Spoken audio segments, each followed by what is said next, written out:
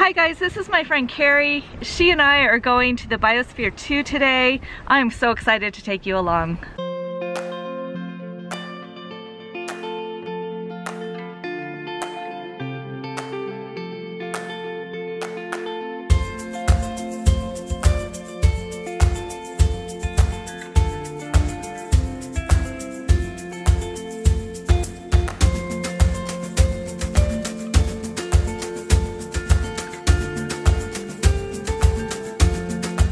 We just finished our third tour of the day, and it was the best one. It was the general tour. We had such a good tour guide. His name is Orville? Yep, Orville, and he was amazing. Oh my gosh, I think we learned as much from him on the ocean as we did from the whole ocean tour, so whatever. But anyway, I wanted to talk about what we learned on the ocean tour. So what was your impression? What did you take away? Well, as you know, I have a PhD in biomedical sciences, so I know something about science. But what really struck me was the application of effective communication of the science. And so one of the most effective communication methods was, I guess maybe a grad student or someone had been washing her face and she collected all the water from it. And what they did was they just had this, you know, which is something we all do, right? Or should probably, but maybe don't do as often as we should. And he had this like mason jar filled with particulates, you know, little flecks of what are called microplastics, right? Mm-hmm. And it was just a really a great demonstration of how plastics are absolutely everywhere, right? Yeah, I think that was really the most powerful part of all of this for me. For me, it was the coral. We're on the Ocean Beach tour, and we're now in the bottom of the Biosphere. It feels very humid. This is one of the extra tours that you can do. It's really windy. I don't know if you can tell that or not.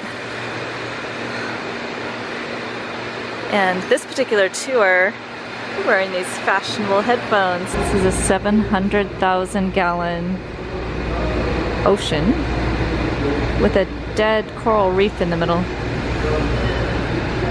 When Columbia ran the Biosphere 2, what they did was they pumped the ocean full of carbon dioxide and killed the coral, and it like supercharged the algae. Mm-hmm. And so now what you have is a dead coral reef and all this algae. Mm-hmm. And so now they are partnering with someone else. Research at the University of Hawaii. Thank you. Mm-hmm. To refurbish the coral. Yeah, super coral. Google it. Yeah. So did you catch her name, the woman who invented that? Gates, maybe was her last name. We'll look it up and put it on the Yeah, yeah, lower third. Yeah, it was really, it was well worth the time. We got here at 10:30. Okay. Right, and it's now 3:30. Right, and we were walking the entire time. You know, I would only say dress in layers for sure, because you go from tropical rainforest to really cold, windy desert. Was when the weather today. So we're heading into the rainforest. As you would imagine, it's really humid in the rainforest. The mangrove marsh, right next to a savanna.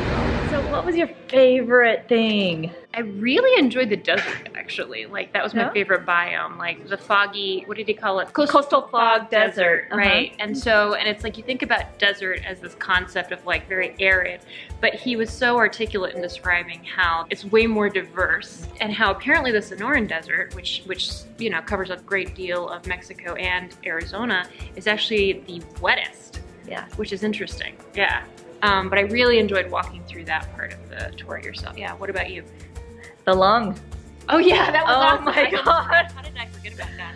That was absolutely incredible. The lung creates this ability of this glass house to not explode when the temperatures expand and contract. So, so that was so cool. But they don't use it anymore, right? Because Biosphere, when there were humans in it in the early 90s, was a sealed system. Right, they were locked in. Yeah. Exactly, and so the lung itself is actually not in use because they have the sphere open to the environment outside. Yeah. And so insects, and I forgot to ask them about that, but I'd be really curious to know if they ever had any sort of infestation or something, like some native species came in and screwed up one of their biomes. Right. You know, this is the kitchen.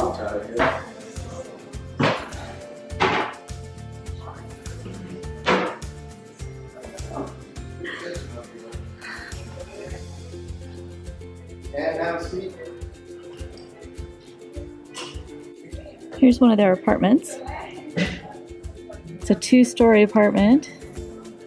Looks like they had TV, stereo. It looks like one of my old dorm rooms. Okay, we're heading down into the bowels. Technosphere 2. Whoa.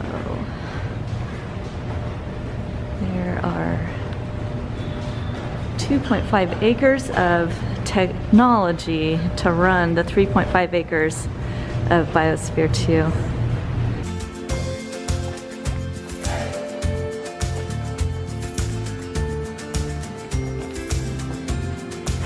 It was great. Thanks for coming along with us. So this is my friend Carrie. I'm Joni with TheGalavan. Enjoy your journey.